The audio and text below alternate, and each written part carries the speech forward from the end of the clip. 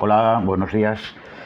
En el primer capítulo, mi nombre es David Montesinos, os lo recuerdo y os recuerdo también eso que hacemos siempre los que tenemos la ocurrencia de presentar cositas en YouTube. Suscribíos a mi canal, y me haréis un favor y me encantará. Y por supuesto acepto cualquier tipo de comentario que venga pues, a mostrar algún tipo de discrepancia o matización respecto a o intercambio de ideas respecto a esto que os propongo, que no es otra cosa que una lectura filosófica en el sentido menos abstruso de la palabra filosófica, de la palabra filosofía, que es una ciencia que parece ser que siempre remite a interpretaciones abstrusas y hasta cierto punto también estériles, y eso con respecto al cine a veces supone entender que, bueno, pues o no entender que el cine no es otra cosa que un divertimento y que sirve para que la gente se entretenga. La realidad es que desde que en el año 99 se estrenó Matrix de las hermanas Wachowski, yo creo que no hemos parado de escuchar o de leer interpretaciones, visiones de los elementos de ciencia ficción pero que al mismo tiempo pueden estar revelando además muy críticamente alguna verdad respecto al supuesto estado de engaño en que vivimos en este siglo XXI tan globalizado y tan tecnológico y tan tardoindustrial. En definitiva, creo que se ha hablado mucho de Matrix, y a mí me gustaría dar mi visión, pero sobre todo porque creo que la película es relevante, la propuesta del film es interesante. La inteligencia, digamos, o el gafapastismo de la crítica tipo cajíes de cinema no aprecia esta película. A mí me da completamente igual. Me parece que la película, con todos los efectos que tiene y con todas las concesiones que presenta respecto a eso que se llama el gran público, el público consumidor de blockbusters, con todo eso, con todas las persecuciones, los trucos de tecnología y efectos especiales, el lenguaje de las hostias de la película y demás, y todo ese desfile de espacios más o menos sugerentes creados por ordenador, etcétera, etcétera, etcétera, a mí me parece que es un relato que presenta cosas muy interesantes y que me parece que merece la pena analizarlas. Hoy es 1 de septiembre, o 2, no me acuerdo. Mañana no, la semana que viene empieza el curso, pero bueno, el curso oficial empieza ya. Yo, como profe de filosofía, cuando doy filosofía griega y en especial a Platón, siempre pongo Matrix, y quiero reivindicar por qué lo hago y en qué sentido. Una última cosa antes de empezar a hablar de la película, que intentaré alargarme lo menos posible, además ser muy clarito en lo que pienso del film, de la propuesta política y ética que nos presenta esta película tan interesante. Quería reivindicar el hecho de que pongo Matrix en el instituto, porque creo que desde que un alumno de cierto instituto de Valencia hace ya muchos años, cuando yo no había visto todavía la película, estamos hablando, esta película es del 99, yo recuerdo que a este alumno le di clase a principios del siglo XXI, y me dijo, cuando yo estaba explicando a Platón, profesor, esto es rollo Matrix, ¿no? Y bueno, entonces decidí, yo no la había visto, además era poco proclive, no sé por qué tenía poco interés en verla, me parecía de entrada que debía ser una tomadura de pelo.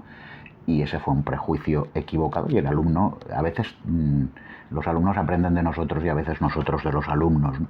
Y creo que iba muy bien encaminado, con alguna matización que haré a continuación, ¿no? Pero en cualquier caso, sí, es un poco rollo Matrix, y no tengo ninguna duda que esta película nos remite, y su juego con la idea de la verdad, de qué es a lo que llamamos verdadero, remite a Platón, a los inicios de la filosofía. La filosofía surge fundamentalmente con la pregunta por el sentido de la realidad. Es decir, si la realidad, no qué sentido tiene, sino si tiene alguno, y si es posible de alguna manera establecer un criterio que nos permita orientarnos en un mundo que muy a menudo es oscuro e inhóspito. Pero no es que remita solo a Platón y a su famosa caverna, que ha sido muchas veces relacionada con Matrix. yo creo que a toda la historia de la filosofía. Pensemos que 2300 años después de que Platón escriba la República, Descartes, en el discurso del método, presenta los famosos argumentos escépticos en relación a la posibilidad de que estemos viviendo en un sueño gigantesco, que a fin de cuentas, a su manera, es lo que nos plantea Matrix. Bueno, no me enrollo más con esto. Hablamos de la película. Matrix, 1999, hermanas Wachowski. Sabéis que los personajes, bueno, el personaje central de la película es ese Neo, ese actor que también parece a todo el mundo y que ahora lo tenemos metido en todo el serial de John Wick. Neo es, por lo que dice el oráculo, el elegido. Sabéis que hay un enfrentamiento entre Matrix como ejército que ha pasado a dominar la Tierra y a dominar a los seres humanos, y Sion, que es la fuerza declarada por Matrix como terrorista. Siempre este juego de quién es el terrorista, cosa muy interesante y que yo creo que en la película merece una reflexión, precisamente en relación a qué es lo que llamamos verdad y qué es lo que llamamos falsedad. Alguien decía, la historia la escriben los vencedores, y aquí es un poco lo mismo. Es decir, Sion es a nuestros ojos, el grupo liderado por Morfeo es a nuestros ojos un ejército de liberación, pero evidentemente Matrix lo define como un cuerpo terrorista que además comete atentados terroristas para intentar destruir el sistema, ¿no?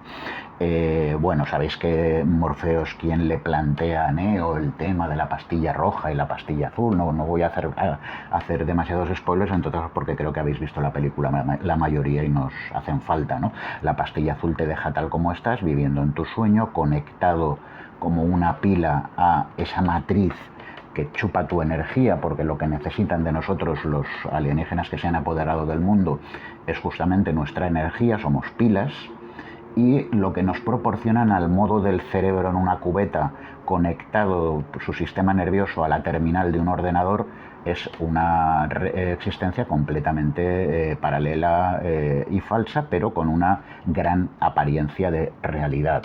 Esto a grandes rasgos lo que viene a querer decir es que en este momento pues yo soy un cerebro conectado a una cubeta, creo ser David Montesinos, profesor de filosofía, que está emitiendo un pequeño análisis a través de YouTube, etcétera, etcétera, y eso en realidad, y mi dolor o el hecho de que yo ahora palmee o lo que sea, o que coja mis gafas, es simplemente el efecto de falsa libertad que crea el ordenador sobre mi sistema nervioso, pero yo no soy otra cosa que un cuerpo en un líquido,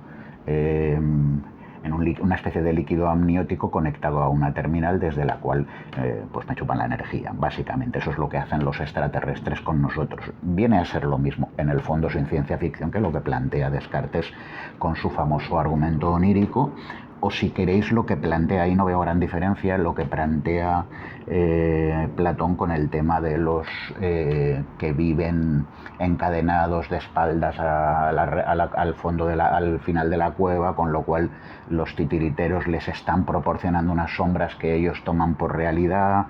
En fin, toda esa historia. En definitiva, el hecho de vivir en una realidad completamente inducida por unos tramposos que quieren que sigamos viviendo engañados, ¿no?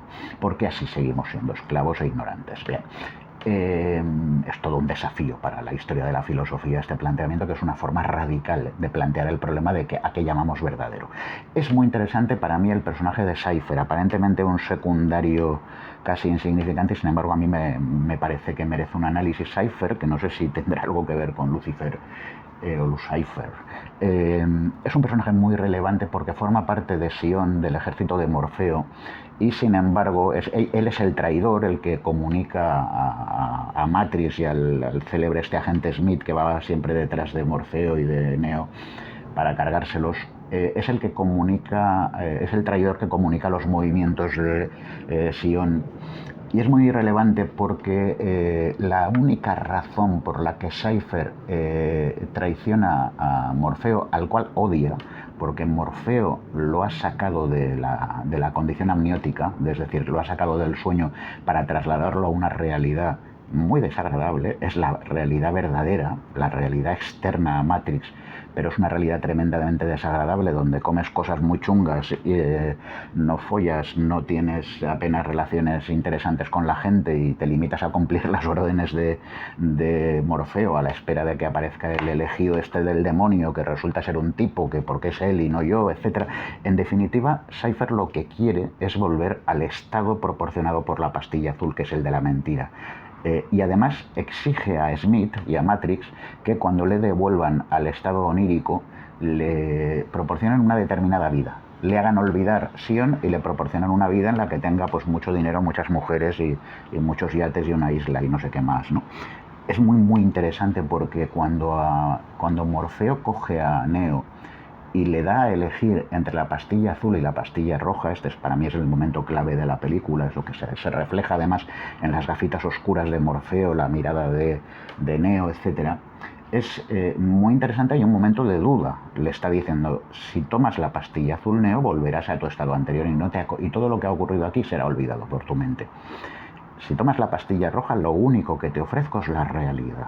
En ningún caso está hablando de felicidad, ni de una situación grata, ni de que vas a tener un cielo lleno de huríes. Es decir, más bien es al contrario. Está diciendo, te ofreceré solo la realidad. Y luego cuando... Y sabrás hasta dónde llega la madriguera de conejos. Un poco como en Alicia en el País de las Maravillas, ¿no? La realidad será invertida. Claro, es en el momento que toma la pastilla y ocurre todo lo que ocurre, es decir, que Neo descubre su realidad, que es una pila de energía que chupan los extraterrestres y todo ese rollo, y ya se convierte en un ser real y no en una figuración de ordenador conectada a su sistema nervioso. Lo que le dice Morfeo es: Neo, bienvenido al desierto de lo real, y entonces le cuenta lo que realmente ocurre. Es decir, hace algún tiempo un grupo de alienígenas ha tomado la Tierra y, como están muy avanzados tecnológicamente pero tienen problemas de energía, nos han convertido en esclavos energéticos. Y nos proporcionan lo que a ellos les es muy fácil, un mundo virtual al que estamos conectados dentro de nuestra pila, pensando que todo lo que vivimos es realidad, pero hemos nacido ya en Matrix y vivimos dentro del mundo de Matrix sin saber que es una realidad falsa e inducida, ¿no? Bueno, creo que hay una serie de cortometrajes, yo he visto alguno que se llaman Animatrix, en el que explican la peripecia. Parece que esto la gente algunas personas necesitan que les cuenten muy bien cómo ha pasado la historia y tal. A mí me da un poco completamente igual. Me interesa la idea de Matrix, lo de que hubo unos alienígenas que llegaron, pero luego resulta... De todo lo que cuenta la peripecia de Matrix, lo que me parece más interesante, más incluso que el relato de alienígenas que vienen y demás, es sobre todo el hecho de que en algún momento, creo recordar que es Neo el que pregunta al agente Smith o Morfeo, no lo recuerdo, sí creo que es Morfeo, cuando lo hacen prisionero en Matrix, le pregunta por qué han creado un mundo con defectos. Es decir, un mundo en el cual hay conflictos, hay dolor, hay guerras, etcétera. Y es muy curioso porque creo recordar que, no sé si es el agente Smith o el arquitecto que ha hecho Matrix, tal, le contesta, esto es lo interesante, le contesta que Matrix es un mundo con defectos, con conflictos, con violencia y con desigualdad, porque cuando llegaron les crearon un mundo prácticamente paradisíaco, perfecto y sin conflictos, y se dieron cuenta que los humanos desde ese secuestro de Matrix empezaban a extrañarse y a rebelarse, y Matrix empezaba a tener complicaciones, ¿no? Es decir, que no queremos un mundo paradisíaco y que en realidad estamos mucho más conforme con este mundo conflictivo, que es el que al final imita Matrix para crear su realidad virtual y engañarnos. Eso me parece una de las ideas más interesantes de la película, ¿no?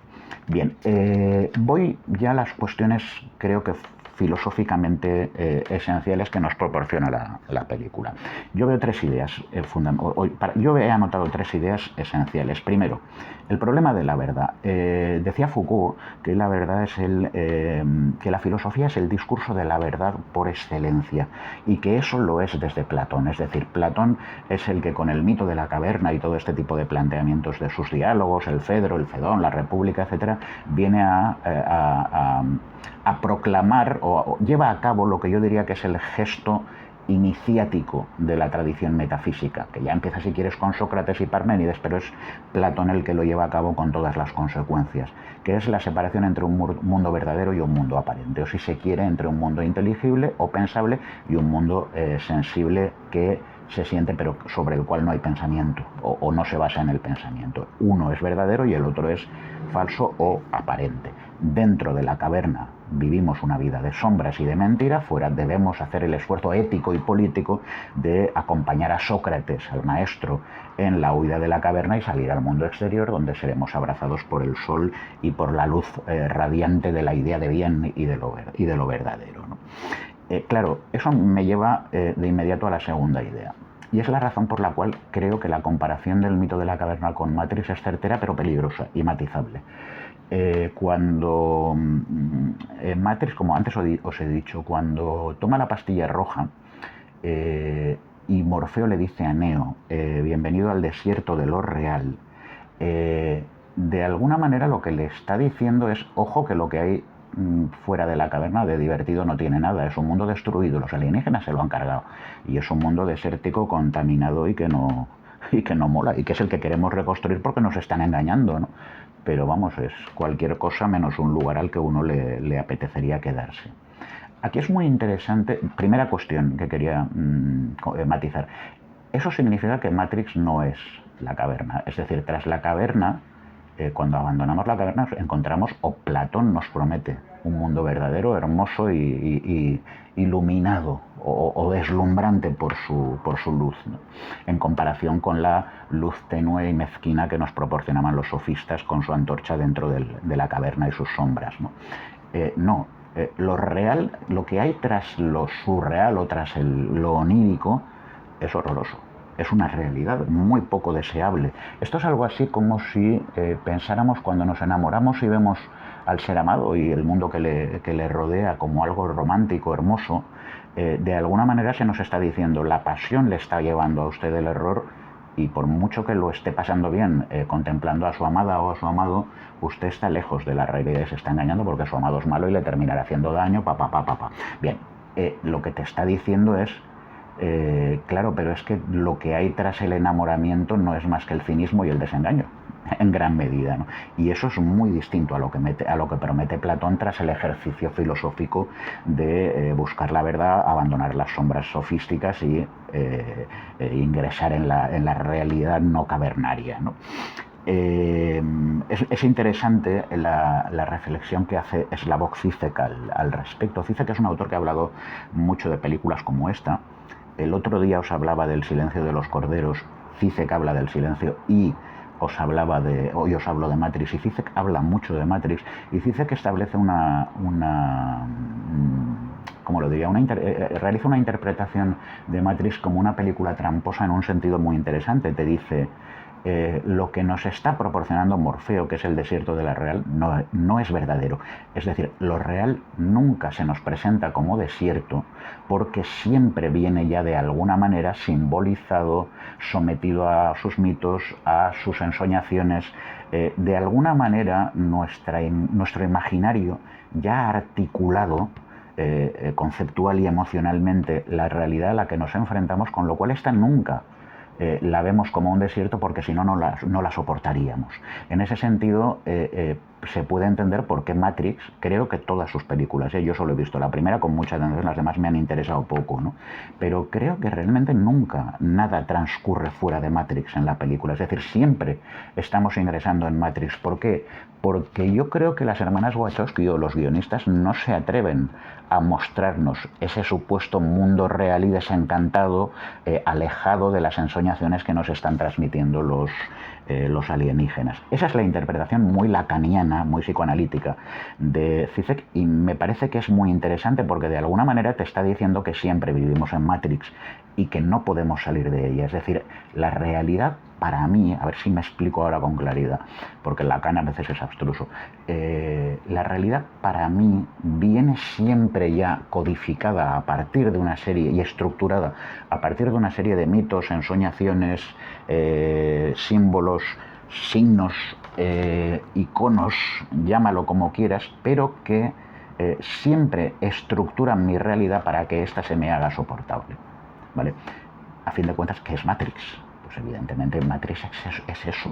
Es decir, hay un software que nos han metido en el cerebro, lo cual es muy espectacular y tal, pero que nos viene a proporcionar una realidad de vida soportable y a la cual uno, pues tomando la pastilla azul, se acoge con cierta, o no sé si entusiasmo, ¿no?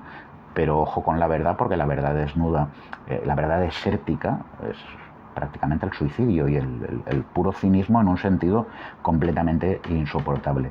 Es en ese sentido en el que Zizek dice que Matrix no es el mito de la caverna, porque tras la caverna existe la felicidad del conocimiento. Eso es lo que Platón nos promete. Aquí no. Morfeo lo que nos promete es una mierda, así de claro. Y por eso, insisto, nunca en la película se sale verdaderamente de Matrix. Se sabe que es un mundo irreal y los que pelean dentro de ella saben que están dentro de un sueño, pero saben que están soñando. Y la ventaja, esa es la ventaja que tienen con respecto a los demás soñadores que no lo saben. Pero no hay ningún deslumbramiento feliz de la verdad tras la caverna, tras Matrix, tras luchar contra Matrix, ¿no? Y luego hay una última cuestión que a mí me parece muy relevante en la película, que es la condición de elegido de Neo. Esto parece que lo dice esa señora tan curiosa que está en una cocina y que le dice a Neo que es el elegido, o eso parece, tampoco está muy claro. Yo vamos a ir respecto a eso, ya sé que hay interpretaciones a la contra, yo lo tengo muy claro. Neo no es el elegido. Es decir, yo creo que el nombramiento del oráculo a Neo es performativo. Es decir, es nombrar a Neo como elegido lo que le convierte en tal. Que Neo tiene una serie de cualidades y demás, y que Neo dentro de Matrix ha percibido que hay algunas cosas que fallan porque es inteligente y tiene un cierto alma rebelde, etcétera, pues puede ser, ¿no? Pero a mí lo que me parece realmente interesante de la cuestión es que en realidad el oráculo me está diciendo a mí y a ti y a vosotros que sois el elegido. Nos lo está diciendo a todos y cada uno de nosotros, lo cual es evidentemente contradictorio porque elegido solo hay uno, ¿no? Pero yo creo que todo este mito del elegido, que es además un mito tremendamente primitivo y de sociedades muy mesopotámicas, en última instancia lo que te está diciendo es: no sabes si eres el elegido, pero tu obligación moral es luchar contra Matrix y vencerla. Esa es la idea. Y si te convences que eres el elegido, terminarás siéndolo. Esa es la idea que a mí me parece fundamental y por lo tanto no es una idea para Neo, es una idea para cada uno de nosotros. Bien. La pregunta se impone. ¿Vivimos en Matrix? Vamos a ver, yo de entrada digo que no, básicamente porque ya no es que yo no me crea el argumento onírico de Descartes ni todo este tipo de cosas, ¿no? A mí me parece que la idea de Matrix, aquí sí que doy una contestación contundente, la idea de Matrix en el fondo es una idea orwellista. Dentro del mundo de la ciencia ficción hay planteamientos típicamente orwellianos que suelen ser la mayoría, porque además yo creo que son los más fáciles y son muy conspiranoicos por lo general. Son planteamientos de un futuro social de corte staliniano, es decir, algo así como una sociedad perfectamente organizada, racionalizada y científica, pero distópica en la medida en que lo que hace es explotarnos. Pero todo está controlado, estamos sometidos a la vigilancia tecnológicamente impecable del gran hermano y al final pueden incluso tenernos durmiendo y hacer lo que quieran con nosotros. A mí me parece que no vamos hacia eso. A mí me parece que tenemos sociedades, yo siempre lo digo, ¿no? A mí me parece que el tipo de sociedad distópica a la que nos podemos estar acercando y en cierto modo en la que ya estamos se parece mucho más a la de Blade Runner, lo he dicho muchas veces y lo explicaré cuando alguien me lo reclame o cuando analice Blade Runner, ¿no? Creo sinceramente que el planteamiento de Matrix no es certero. A mí me parece que tenemos sociedades cada vez más desordenadas, cada vez más incontroladas, cada vez más productoras de porquería, es decir, de contaminación, y cada vez menos controladas sobre sí mismas, o con menos control sobre sí mismas, lo cual no significa que no haya un grupo oligárquico de grandes capitalistas que dominan en gran medida el mundo y que por eso hay desigualdad, hay guerras más o menos inducidas y demás. Yo lo que digo es que no estamos sometidos a un esquema de dominación perfectamente organizado. Estamos sometidos a una lógica del capital, de las guerras, de las naciones más poderosas, de las grandes corporaciones, pero eso es muy diferente. Yo creo que son fundamentalmente, y así funciona el capitalismo, desde una lógica que sí es fortísima, que es la lógica de lo mercantil, pero creo que nos encaminamos y vivimos ya de hecho dentro de una sociedad que favorece más la entropía o el desorden que la perfecta organización de voluntades. Que existe la disuasión política, que existe el miedo, que existe el engaño, sí, pero no me da la impresión de que el oligarca tenga el mundo dominado y la producción de imágenes genere un tipo de sujeto perfectamente homogéneo y demás. No, me parece que este planteamiento, que insisto es muy de Orwell, muy de 1984, se ha quedado viejo en las sociedades tardoindustriales porque, insisto, creo que tenemos sociedades cada vez más en desorden. Esa es mi impresión. Vuelvo a preguntar, ¿vivimos entonces en Matrix? No. Bueno, pues ahora voy a dar alguna razón a favor, porque si no parece que me tengo que cargar la película. Yo creo que lo que propone la película es interesante. A ver, primero, sí es verdad, lo acabo de decir, que vivimos en sociedades donde se van generando nuevos modelos de disciplina a partir del trabajo, del capital, la sumisión a través del consumo. Segunda cosa, por lo tanto, en ese sentido sí, aunque yo creo, y he dicho antes, que vivimos en una sociedad más desordenada que lo que plantean Matrix y los planteamientos orwellianos, ¿no? Luego, lo de que somos pilas de un gigantesco ordenador, pues eso es un poco verdad. Lo que pasa es que el tipo de energía que nos chupla no es exactamente biológica, ¿no? Sino que lo que hacemos es alimentarla a las grandes corporaciones tipo Facebook, Instagram, Google, etcétera, etcétera, vendiéndoles continua información sobre nuestra privacidad para que ellos la conviertan en mecanismos de lucro capitalista y de dominación, ¿no? Y en ese sentido sí podemos estar viviendo permanentemente en el engaño desde una apariencia de libertad como es la que nos proporciona la red, ¿no? Es verdad que dentro de ese gran mecanismo presentimos algunos fallos. Podríamos decir, bueno, pues el tipo de sociedad que crea Matrix, ahora estoy intentando imaginar que estamos en Matrix, estoy hablando desde mi realidad, no desde la de la película, ¿no? Bueno, vivimos en un mundo donde los jinetes del apocalipsis siguen en plena forma, ¿no? La guerra, el hambre, la peste, la muerte. Y podríamos decir, bueno, pues no está tan claro que vivamos en Matrix cuando tenemos todo ese tipo de fallos dentro de un sistema que es evidente que no funciona bien, ¿no? Pero claro, ahí viene la cuestión es que no somos capaces de vivir en un mundo paradisíaco, es decir, el hombre es de alguna manera malo, necesita el conflicto, necesitamos robar capital, mujeres, propiedades, y de cierta forma Matrix somos nosotros, en el sentido de que es nuestra propia condición de mono insolidario y violento el que ha determinado un mundo que respecto al cual queremos engañarnos pensando que podemos desde la política y desde la razón reconstruir un mundo menos inhóspito, más racional y más pues como el que prometían los ilustrados. Lo que quiero decir en última instancia es que si Matrix es el mundo dominado por el mal, pues en cierto modo ahí sí que se podría decir que vivimos bajo el engaño de la ética, es decir, el mundo no tiene remedio y los alienígenas hacen muy bien en vampirizarnos, ¿no? Yo creo, vamos a ver, todos estos síes y noes en los que en esta contradicción en la que me estoy moviendo, al final a mí me llevan a una conclusión que es con la que voy a acabar esta intervención. Y os voy a explicar por qué a mí me sirve Matrix. Yo no creo que ni vivamos en la caverna, ni en un sueño como en Descartes, ni en los cerebros en una cubeta. A mí como en Matrix, a mí lo que me parece es que hay una serie de instancias en las cuales se van debatiendo nuestras biografías que consideramos radicalmente verdaderas y que sin embargo a mí me parece que responden a una, ¿cómo lo diría?, a lo que llaman algunos una experiencia vicaria o inducida. Y en ese sentido sí que me parece que la filosofía, como ejercicio crítico, como ejercicio de interrogación del hasta qué punto es verdadero lo que hago, puede intervenir y tiene una función. a mí me parece que los mecanismos, ahora acabamos de superar el verano, ¿no? Engañarse con respecto a lo del cambio climático y negar que realmente se está produciendo y que a lo mejor estamos destruyendo el planeta. Hacer turismo hasta el punto de creer que estamos en nuestras vacaciones llevando a cabo unas aventuras magníficas cuando en realidad está todo perfectamente estructurado por una serie de empresas que nos prometen conocer perfectamente Barcelona o yo que sé, o Noruega, o lo que sea, ¿no?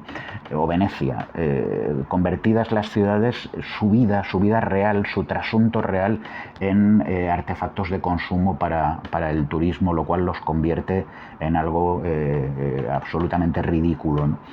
La sensación de que vivimos vidas muy interesantes cuando nos tiramos horas y horas vendiendo o exponiendo nuestras fotografías en las que estamos más guapos a través de internet, o vendiendo la felicidad enorme que tenemos con nuestras familias a las cuales queremos tanto, cuando luego resulta que es mentira y es una vida absolutamente cutre y mediocre. Tener la sensación cada 4 años cuando votamos de que de alguna manera dominamos como ciudadanos el mundo y la democracia y tenemos los mandos del país, cuando al final lo que hay tras esos políticos a los que votamos es una oligarquía que domina. Ponernos muy nerviosos cuando los del equipo contrario nos insultan y nos dicen que somos unos tal y unos cual, o insultan a España, y creemos que ahí se están moviendo valores verdaderamente interesantes. A mí me parece, y acabo, que debemos tener la fuerza suficiente como para analizar críticamente nuestra realidad y plantearnos hasta qué punto estamos viviendo vidas de alguna manera precodificadas, estandarizadas, donde a partir de una serie de aparatos que nos suministran un supuesto goce, como la televisión, los móviles y toda esta cosa y toda esta gran red de internet, en última instancia lo que se está haciendo es confiscar la vida tal y como era, haciéndonos renunciar sin saberlo a la experiencia real, a lo que la vida siempre fue, a lo que es el amor, a lo que es la amistad, sustituirla por mecanismos que al final lo que hacen fundamentalmente es reproducir la sumisión y el engaño.